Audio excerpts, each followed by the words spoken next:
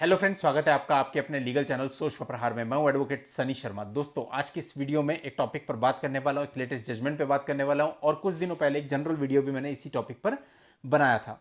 दोस्तों, बहुत सारे ऐसे मामले आते हैं जहां पर शादी तो हो जाती है लेकिन शादी के बाद फिजिकल रिलेशंस नहीं बन पाते। इसके कई सारे कारण होते हैं।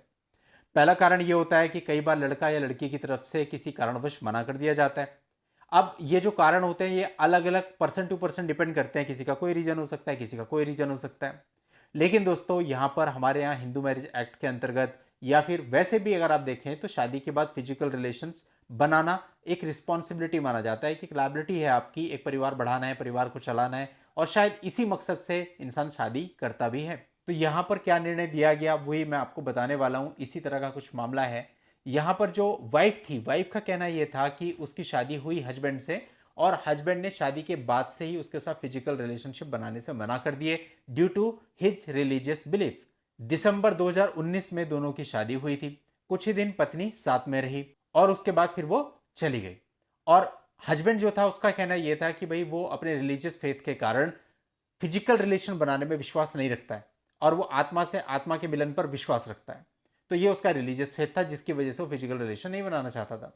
अभी जो वाइफ है वो छोड़ करके चली गई और छोड़कर जाने के बाद उसने एक केस दायर किया सेक्शन 12(1)(a) में। और कोर्ट ने यहां पर यह माना कि जो पति है उसका अपनी पत्नी के साथ कभी भी शारीरिक संबंध बनाने का कोई इरादा नहीं था, जो कि हिंदू मैरिज अधिनियम के अंतर्गत निर्दयता है, क्योंकि यह हिंदू मैरिज एक्ट की धारा 12(1)(a) के अंतर्गत विवाह को पूर्ण नहीं करता है। हाँ, वो बात अलग है कि उस तरह का कोई अपराध नहीं है कि इसे आईपीसी के अंतर्गत हम कोई अपराध ठहरा दें और इसके लिए 498A बन जाए, ऐसा नहीं है। लेकिन हाँ, मैरिज तो इसके बिना अपूर्ण मानी जाएगी हिंदू मैरिज एक्ट के अंतर्गत।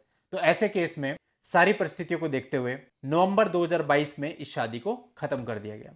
यानी कि जो वाइफ थी उसने अपनी तरफ से शादी को खत्म करने के लिए section 12(1)(a) of Hindu marriage act में एक केस डाला था जिसमें उसको सफलता मिल गई। लेकिन इसके साथ साथ वाइफ ने 498A का केस भी अलग से डाला हुआ था, लेकिन कोर्ट ने माना भाई ये चीज 498A के अंतर्गत क्रूरता नहीं मानी जा सकती, वहां पे अपराध नहीं माना जा सकता, क्रिमिनल अपराध नहीं है ये फिजिकल रिलेशनशिप ना बनाना। हाँ, मैरिज इसके बेस पे इनवैलिड हो सकती है। तो 498A तो उसका क्वैश हो गया था जिस पर मैंने कल एक जजमेंट डाला था अपने ही चैनल पर। और आज का जो वीडियो था ये मैंने आपको सेक्शन 12(1)(a) की जानकारी के लिए बनाया है। यहां पर जो वाइफ थी, वाइफ का 12(1)(a) सक्सेसफुल हो गया, यानी कि मैरिज को इनवैलिड कर दिया गया। और यही सेम चीज लड़के पर भी लागू होती है।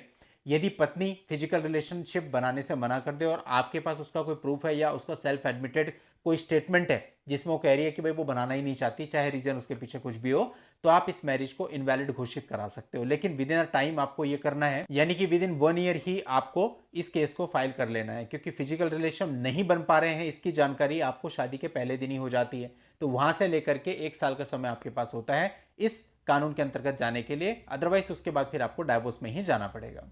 तो उम्मीद करता हूं आप पूरे मामले को समझ गए होंगे। और अगर इसका वो मामला आप देखना चाहते हो जब 498 क्वैश हुआ इसी बेस पर लड़के का कि भैया ये कोई वैसा अपराध नहीं है जिससे 498 बनता है, तो उसके लिए कल का वीडियो आप देख लीजिएगा। इस वीडियो के एंड में एंड स्क्रीन पर आपको वो वीडियो मिल जाएगा, वहां जाके आप उसकी जानकारी ले लीजिए, जजमेंट पढ़ लीजिए। चलिए दोस्तों, आज की इस वीडियो में इतना ही। नेक्स्ट वीडियो में नई जानकारी के साथ मैं आपसे फिर मिलता हूं। तब तक के लिए good bye and thank you for watching. Take care.